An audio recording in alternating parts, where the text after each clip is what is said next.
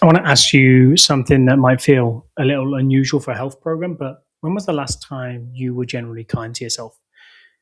Not self indulgent, not letting yourself off the hook, just kind. The way that you'd be to your best friend that if she told you she was struggling. For the women that we work with, for most of them, the honest answer is not recently, maybe not ever when it comes to their bodies. And here's what I've come to understand: the relationship you have with yourself is the invisible architecture underneath everything. Every food decision, every workout, every moment you push through or give up or sabotage without knowing why. And this module is that relationship. Essentially, me and Viola think it's the most important one in this entire program, because when we talk about perimenopause, menopause in general, the weight changes, the metabolism shifts, the plateau that won't budge, there's always a biological story: estrogen declining, cortisol rising, insulin sensitivity shifting. And that biology is real, but there's another story running underneath it. It's the story you tell about yourself. My body is betraying me. I've let myself go. Why can't I just get it together? I can't lose weight and stuff like that. And these aren't facts. They are relationship patterns. And like any unhealthy relationship, they run on autopilot, often since sort of even before perimenopause even arrived. And we want to give you a map today because you can't change a pattern you can't see. And once you can see it and you can name it clearly, it starts to lose its grip on you. And we've identified 5 distinct ways women relate to themselves, particularly around health, their bodies, and their behavior. And these are the 5. So you'll probably recognize yourself in more than one. That's completely normal, but most women have a dominant pattern, one they return to under pressure. So let's go through them. We have the inner critic. This individual, the inner critic, basically holds herself to a standard that she would never apply to another person.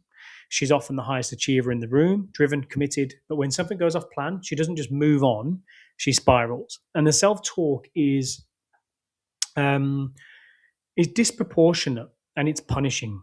She often says, I know exactly what I should be doing, I just can't understand why I can't stick to it.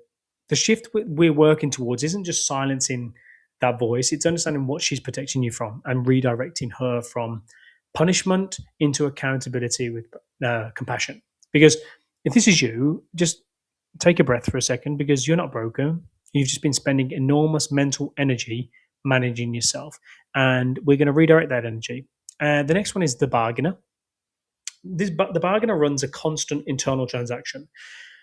If I do X, I deserve Y. If I've been good all week, I can have the wine or the chocolates. And this sounds like balance, and sometimes it is, but when bargaining becomes the dominant pattern, every food decision carries an emotional ledger. Nothing is neutral. And that's exhausting because, she often does well Monday to Friday and undoes it all at the weekend, not out of weakness, but because the bargaining system only works short term. The move, I suppose the work is to move from external transaction to from do I deserve this to internal identity. This is just how I take care of myself. That's the shift that we need to make. And then we have the disconnected. The disconnected woman has found it easier at some point to stop listening to her body than to keep engaging with something that felt confusing and frustrating. She might not know when she's hungry. Her emotions arrive suddenly without warning. She goes through health routines on autopilot without really being present in them.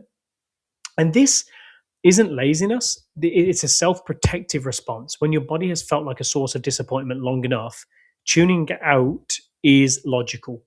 But perimenopause makes disconnection harder to sustain. Symptoms become louder. And actually, this is the invitation.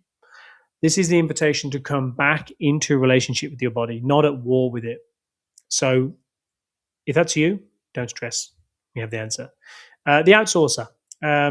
This is the most often the most compliant in the room. Follows the plan, shows up, asks great questions. Can't ask for anything better. But the pattern here is the results only last while the structure is active, while we're there. The moment the program ends or life gets in the way, she doesn't know what to do because the decision making has always lived outside of her with Viola or myself. She says, I do so well when someone holds me accountable. On my own, I just can't. And I want to say this gently but clearly. The goal of everything that we do in this program together is for you to become the authority on your body. We're here to hand you a compass, not to carry you for the rest of your life. Although we love you and want you to stay in the community as long as you want to be a part of it. And then there's number 5, the integrated woman. This is the woman that you're becoming. The integrated woman, she isn't perfect. This isn't a flawless woman. She has off days, she has missed workouts, she has hard weeks, challenging days, but she doesn't catastrophize. She responds to setbacks rather than collapse. So with the setbacks, she looks at it from a lens of curiosity. I'm curious why this happened rather than just collapsing into a heap. And she makes decisions from identity. I am someone who nourishes herself rather than willpower. I need to do this because of yada, yada, yada. Her relationship with her body is collaborative. You are a team. It's not transactional. It's not adversarial. It's not absent. This is not a destination you arrive at and stay at forever. It is a practice. And everything in this program is building you towards it.